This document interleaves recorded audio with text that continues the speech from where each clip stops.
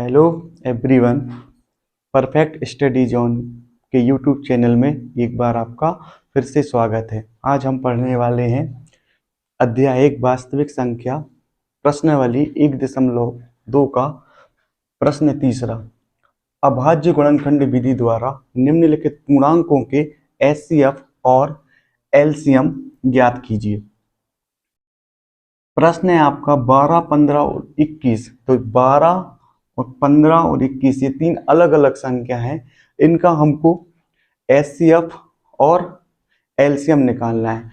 तो यदि आप इन सवालों को समझना चाहते हो, जैसा कि मैं डिस्क्रिप्शन में मैंने लिखा है कि गणित को रटना नहीं है, गणित को समझना है। तो यदि आप गणित को समझना चाहते हो तो आपको डिस्क्रिप्शन बॉक्स में इसकी लिंक दी हुई है, जहां पर मैंने विभाज्यता के पूरे नियम समझाए हुए हैं।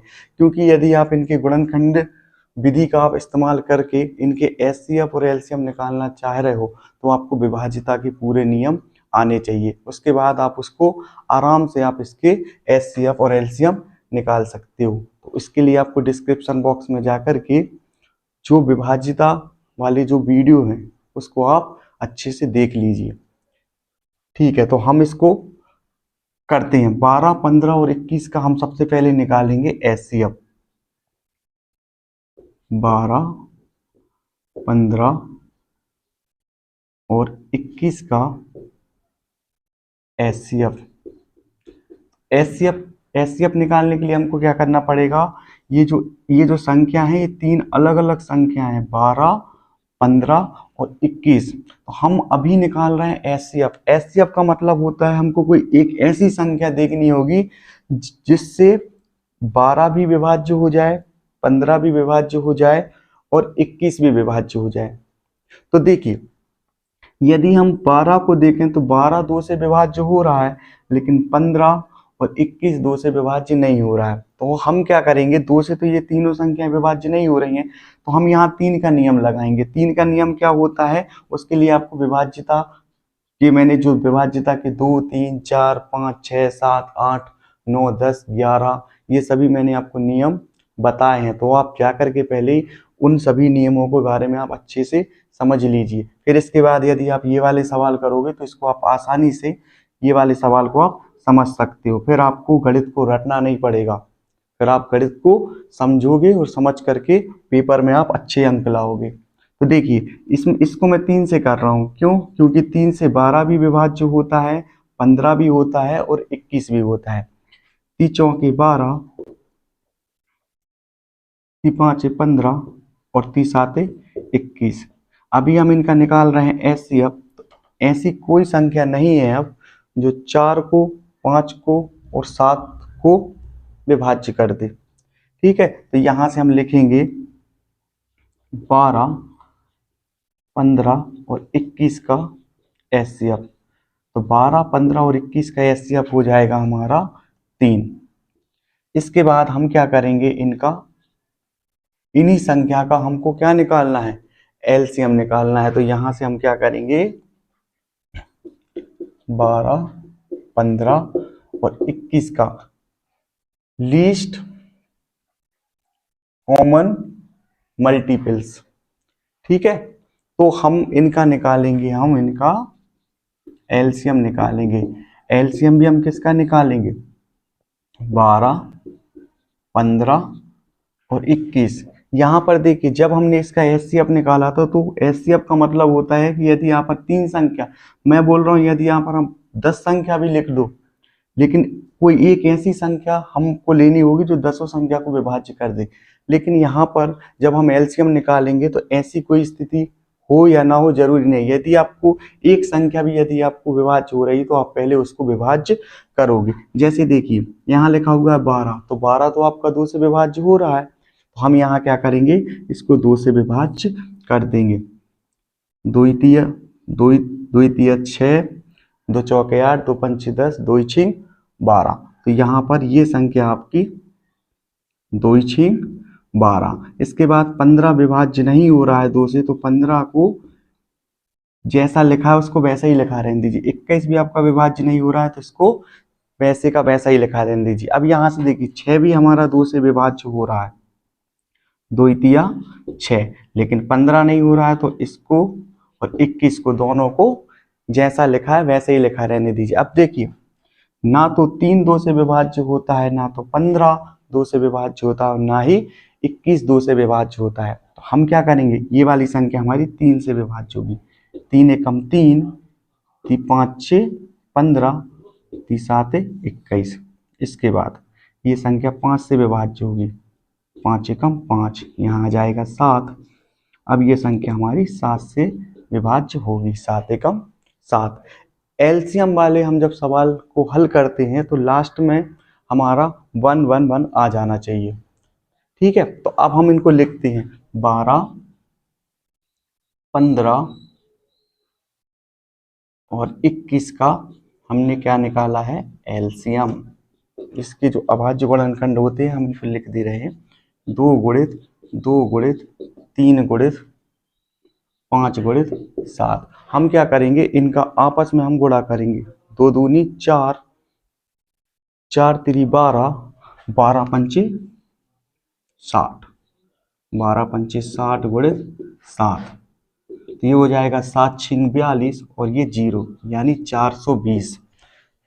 तो 12 15 और 21 का एचसीएफ हमारा आया है 3, और 12 15 21 का एलसीएम 420। यहाँ कहीं हमको उत्तर की जांच तो नहीं करना, हमको उत्तर की जांच नहीं करना, तो हम क्या करेंगे, इसको लिख देंगे। क्या लिखेंगे हम यहाँ से, 12 15 और 21 का एचसीएफ बराबर 3, 12 15 21 का एलसीएम बराबर 420। आप चाहो तो वीडियो को रोक करके आपके नोट्स भी आप कंप्लीट करते जाइए, या फिर आप चाहो तो इसका स्क्रीनशॉट भी ले सकते हो। अब हम समझेंगे दूसरा 17 23 और 29। तो 17 23 और 29 का हम निकालेंगे एचसीएफ। यहाँ पर ये जो निशान होता है ना, ये होता है आपका चूकी का। तो यहाँ से चूंकि 17 23 और 29 में से प्रत्येक एक अभाज्य संख्या है। अभाज्य संख्या क्या होती है, तो 1 से लेकर के 100 तक की जो अभाज्य संख्या है वो मैं आपको पिछले वीडियो में समझा चुका हूं, और उनको मैंने आपको लिखवा भी दिया है। तो आप डिस्क्रिप्शन बॉक्स में जा करके उनको एक बार फिर से देख लेना। तो 17 29 और 23 में से प्रत्येक एक अभाज्य संख्या होती है। तो ये संख्याएं केवल इन्हीं संख्या और एक के अलावा किसी से भी विभाज्य नहीं होंगी, इसलिए इसका एचसीएफ हो जाएगा हमारा 1। तो 17 23 और 29 का एचसीएफ होगा 1। अब हम इनका निकालेंगे एलसीएम। तो 17 23 और 29 का एलसीएम 17 23 और 29 का एलसीएम। तो देखिए क्या होगा, यहाँ से सबसे पहले ये हमारी तीनों की तीनों संख्या जो है वह अभाज्य संख्या है। तो एचसीएफ निकालने के लिए हमको कोई ऐसी संख्या चाहिए होती है जो जितनी संख्या दी होती है वो सबको विभाज्य कर दे, लेकिन एलसीएम में ऐसा नहीं होता है। यदि एक संख्या भी आपकी विभाज्य हो रही है ना, तो आप उसको विभाज्य कर दोगे। जैसे 17 विभाज्य हो रही है 17 से, 17 एकम 17। 23 और 29 को वैसे ही लिख दीजिए क्योंकि विभाज्य नहीं होगी। फिर 23 विभाज्य होगी, तो 23 एकम 23, फिर 29 लिख दीजिए। अब ये 29 भी विभाज्य हो जाएगी। 29 एकम 29। क्या करेंगे हम, इन सभी संख्याओं का ये हमारे निकल गए अभाज्य गुणनखंड। ठीक है, इसके बाद देखिए 17 23 और 29 का एलसीएम बराबर 17 गुणित 23 गुणित 29, और इन सभी का जब हम आपस में गुणा करेंगे तो हमको प्राप्त होगा 11,339। इन सभी का जब हम लोग आपस में गुणा करेंगे तो हमको प्राप्त होगा 11,339। तो हम यहाँ से लिख सकते हैं 17 23 और 29 का एलसीएम, पहले एचसीएफ लिख लेते हैं। एचसीएफ बराबर हमको क्या प्राप्त हुआ था 1, और 17, 23 और 29 का एलसीएम हमको कितना प्राप्त हुआ है 11,339। यही तो आपका आंसर है। यदि आप चाहो तो वीडियो को रोक करके इसको लिख सकते हो, या फिर आप इसका स्क्रीनशॉट भी ले सकते हो। अब हम पढ़ते हैं इसी का तीसरा वाला 8, 9 और 25। 8, 9 और 25 का एचसीएफ देखिए। एचसीएफ निकालने के लिए हमको क्या करना पड़ेगा, कोई भी एक ऐसी संख्या देखनी होगी जो 8, 9 और 25 को एक साथ विभाज्य कर दे, लेकिन कोई भी एक ऐसी संख्या नहीं है जो तीनों को एक साथ विभाज्य कर दे। इसीलिए हम क्या लिखेंगे, 8, 9 और 25, 8, 9 और 25 का एचसीएफ होगा 1, क्योंकि 1 तो किसी भी संख्या को विभाज्य कर ही सकती है, तो यहां से आ जाएगा आपका, इसीलिए 8, 9 और 25 का एचसीएफ होगा 1। अब हम क्या करेंगे, एलसीएम निकालेंगे, तो 8, 9 और 25 का एलसीएम। अब हम इनका एलसीएम निकालते हैं, 8, 9 और 25। एलसीएम निकालने के लिए हमको क्या करना पड़ता है कि यदि 3 संख्याएं दी हुई हैं और यदि एक संख्या भी विभाज्य हो रही है तो हम एक संख्या को विभाज्य कर देंगे। जैसे यहाँ पर लिखा हुआ है 8, एक संख्या तो हमारी 8 है, तो 8 तो 2 के विभाज्यता के नियम लग रहा है यहाँ पर। क्यों? क्योंकि 2 का नियम होता है किसी भी संख्या के लास्ट में यदि 0, 2, 4, 6, 8 इनमें से कोई सी भी संख्या हो तो वो संख्या 2 से विभाज्य हो जाती है। तो यहाँ पर हो जाएगा 2 चौके 8। अब 9 तो 2 से विभाज्य नहीं होती है, तो 9 को वैसे ही लिखिए ना। 25 होती है, 4 विभाज्य हो जाती है, तो 2 दूनी 4। 9 विभाज्य नहीं होगा, उसको वैसे ही लिखिए और यहाँ पर लिखिए 25। फिर से 2 एकम 2, 9 को वैसे ही लिखिए और 25 को भी वैसे ही लिखिए, क्योंकि ये 2 से विभाज्य नहीं होगा। इसके बाद 9 जो होता है वो 3 से विभाज्य हो जाएगा, तो 3 त्रिका 9 और यहाँ पर 25। फिर 3 एकम 3, 25 विभाज्य नहीं होगा, उसको वैसे ही लिखिए।